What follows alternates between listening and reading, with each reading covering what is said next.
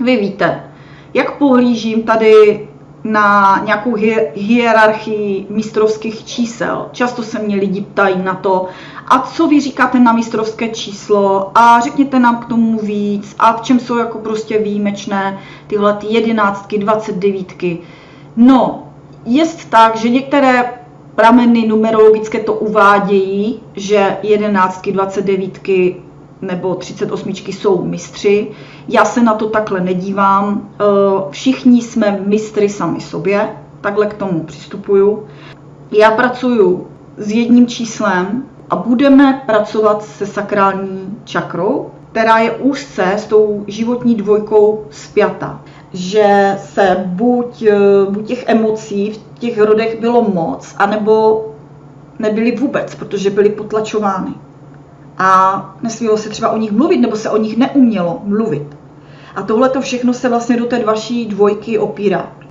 A můžete si to buď vizualizovat, anebo to můžete dát na ten papír, pěkně si to vymalovávat v takových spirálách, pouštět to i z toho centra. U vás dvojek je ještě takové specifikum, kdy vy se stavíte do jakési pózy.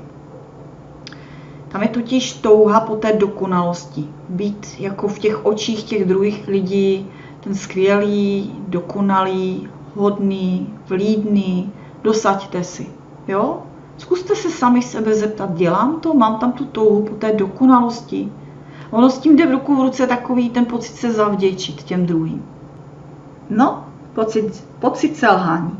Takže vina. Selhala jsem. Přinesla jsem špatnou známku. Super. Zvědomění. Viním se, že jsem přinesla špatnou známku. A teď si pište. Rozepište si ty věty. Pojďte do toho procesu, kdy se rozpomínáte, co za tím stojí, co je za tou vinou a konkrétně si to napište. Viním se, že jsem donesla špatnou známku. Viním se a doplň si. Jo? Viním se, že doplň si. Schválně, kolik si každá napíšete bodů, z čeho všeho se viníte. Dobře. Tak. A teď půjdeme do ústředního bodu a do toho, že teď rozklíčujeme, co je vaše a co jste převzali od těch předků.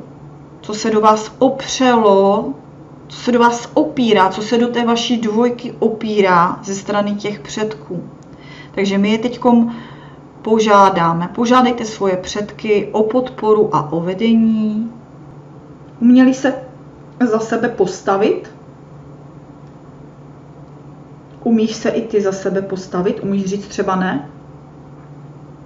A nebo tam neumíš s těma hranicema pracovat? A každému chceš vyhovět, každému zavděčit. Vnímej tam sebe a vnímej tam i ty svoje předky, jak to měli oni. Je tam souvislost s tím, postavit se sám za sebe, sama za sebe, umět říkat ne. Evička, za dceru cítím od žen podporu, ale i samostatnost, nepotřebují muže, ze strany mužů, lhostejnost, neúcta k ženám. Alenka, síla žen, často jim zemřel partner, samoživitelky. Jo, Kamča píše, mám to stejně, žen pracovito, zavděčit se, i když to od mužu není úplně oceněno. Muž takový sedlák, macho. No, takže ještě více budu dělat, ještě více na sebe budu klást, aby si mi ještě více ti muži všimli. Nevšimne. Nikdy. Pokud máte takového partnera, tak se můžete postavit na hlavu. Cítím tam zradu ze strany žen, někde 16. století. Evička, super. A pak už se to táhne po mužské linii, neúcta k ženám. Protože to je ta poslední ústřední věc. To završení toho, že vy dvojky právě máte směřovat k tomu, být sami sebou v té upřímnosti a přijímat tu svoji dualitu jako svoji součást. Protože vy ji odsouváte. Vy se jí bojíte. Vy ji potlačujete, je nežádoucí, vy nechcete do svého života, tím s tím bojujete a vytváříte si ještě hlubší vnitřní konflikty.